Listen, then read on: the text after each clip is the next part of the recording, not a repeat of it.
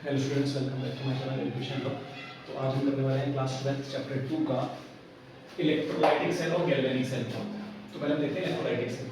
देखो, पहचानने का सिंपल तरीका ये है कि जैसे हमने क्लास 10th में पढ़ा था डिकम्पोजिशन रिएक्शन, यहाँ पर हम वाटर का इलेक्ट्रोलाइसिस करते हैं तो वही उसी को इलेक्ट्रोलाइटिक सेल बोलते हैं। इसके अंदर दो चीजें होती हैं, एक होता है सॉल्यूशन। सॉल्यूशन को बोलते हैं इलेक्ट्रोलाइट। तो इलेक्ट्रोलाइट के अंदर मैंने दो इलेक्ट्रोड डाले। इलेक्ट्रोड मतलब कैथोड की रॉड। समझ में आया क्या क्या होता है? इलेक्ट्रोड होता है और इलेक्ट्रोलाइट होता है, ठीक है। इसको हम बोलते हैं सॉल्यूशन, जो मैंने इसके अंदर डाला है। जैसे यहाँ पे मैंने NaCl डाला और इसको बोलते हैं रॉड्स, जो मैं कैथोड एनोड की रॉड डाली। सिंपल कुछ नहीं है, यहाँ पे क्या होगा, एक एनोड की रॉड है, कैथोड की रॉड है। कैथोड होता है रिडक्शन, रिडक्शन मतलब इलेक्ट्रॉन गेन करेगा। इसमें क्या होता है, एनोड के अंदर ऑक्सीडेशन, जो इलेक्ट्रॉन लूज करेगा। तो क्लोरीन अपने इलेक्ट्रॉन छोड़ रहा है तो ये अपने इलेक्ट्रॉन को यहाँ पे गेन कर रहा है। सिंपल है, इसका मतलब और कुछ नहीं है। इसके अंदर क्या होता है, इलेक्ट्रिकल एनर्जी को कन्वर्ट कर देता है केमिकल एनर्जी में, और नॉन स्पॉन्टेनियस एक रिडॉक्स रिएक्शन होती है इसकी। ये हमने पहले पढ़ा हुआ है, ज्यादा इसमें कुछ है नहीं। तो हम मेन जो चीज पढ़नी है वो गैल्वेनिक सेल पढ़नी है आज। तो गैल्वेनिक सेल होता है, इसको हम इलेक्ट्रोकेमिकल सेल और वोल्टेज सेल भी बोलते हैं। जो अपनी घड़ी में होता है ना, वॉच के अंदर, तो वॉच के अंदर यही काम करता है, ठीक है। इसका एग्जांपल है डैनियल सेल, उसी से हम समझ लेते हैं इसको। तो डैनियल सेल कैसे समझते हैं, इसके अंदर दो हमारे पास बीकर है, दोनों बीकर में अलग अलग सॉल्यूशन लेते हैं। जिसका सॉल्यूशन लोगे उसी की रॉड लोगे। जिंक सल्फेट का सॉल्यूशन तो जिंक की रॉड है, कॉपर सल्फेट का सॉल्यूशन तो कॉपर की ही रॉड है यहाँ पे, ठीक है। ये हम बात करेंगे आगे इसको हम क्या बोलते हैं। तो हमने बोला कि ये एनोड है, इधर साइड हमने ना जीरो चेंज कर दिया। यहाँ पे कैथोड पे नेगेटिव था, इस पे पॉजिटिव है। यहाँ पे एनोड पे नेगेटिव है, कैथोड पे पॉजिटिव है, ठीक है। पर एनोड पे होगा ऑक्सीडेशन ही, ये याद रखेंगे ये चीज।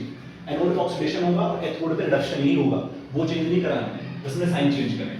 तो ऑक्सीडेशन मतलब इलेक्ट्रॉन लूज करेगा। तो यहाँ पे क्या करते हैं, यहाँ पे ना जिंक अपना इलेक्ट्रॉन लूज करता है। तो यहाँ से जिंक +2 आके यहाँ पे टूटेगा और दो दो इलेक्ट्रॉन अपने क्या करेगा, यहाँ से भेजता रहेगा।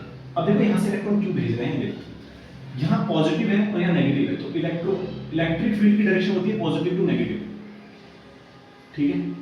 ये हम करंट पास करते हैं। हमने magnetic effect of electric current में पढ़ा हुआ है 10th में, कि जिस दिशा में इलेक्ट्रिक फील्ड पास होती है उसके अपोजिट डायरेक्शन में इलेक्ट्रॉन पास होता है, ठीक है।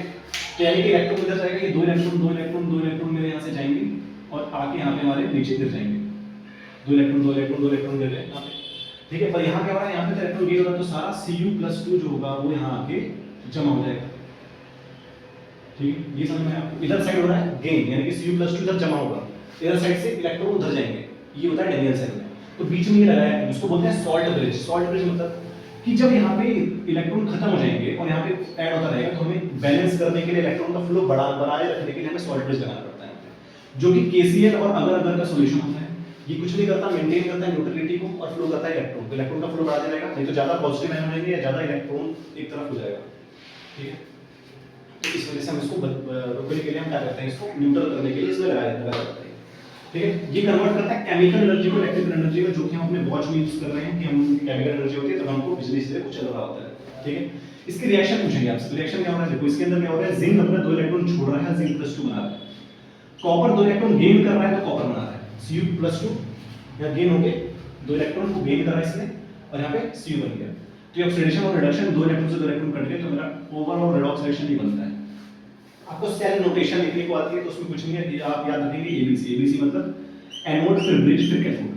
तो एनोड पे क्या हुआ, जिंक से जिंक+2 बन गया, बीच में ब्रिज लगाया। कैथोड पे क्या हुआ, कॉपर+2 से कॉपर बन गया। सिंपल है, क्योंकि तो कट गया था बीच में।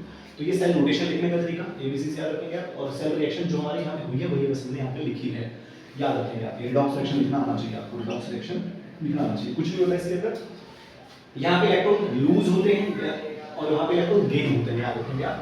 जिंक अपना इलेक्ट्रॉन यहाँ से छोड़ रहा है और वहाँ पे वो इलेक्ट्रॉन वही इलेक्ट्रॉन को गेन कर रहा है। तो ये छोड़ रहा है, वो इलेक्ट्रॉन को वहाँ पे उधर गेन कर रहा है कॉपर। और ये न्यूट्रलिटी बनाए रखने का काम सॉल्ट ब्रिज कर रहा है, नहीं तो न्यूट्रलिटी टूट जाएगी। तो हमारा यहाँ पे एक तरफ पॉजिटिव हो जाएगा, एक तरफ नेगेटिव हो जाएगा। तो वो होना नहीं चाहिए, इस वजह से हम सॉल्ट ब्रिज लगाते हैं, KCl बोलते हैं, अगर का सॉल्यूशन होता है यहाँ पे, ठीक है। तो ये डैनियल सेल का एग्जांपल था हमारा, गैल्वेनिक सेल इसको बोलते हैं। और ये था इलेक्ट्रोलाइटिक सेल, जो कि आपने पहले भी पढ़ा हुआ है। नॉर्मल इलेक्ट्रोलाइट लेके आप कैथोड रॉड लेके आप तोड़ सकते हैं। जैसे H2O को भी तोड़ा था हमने कि H2+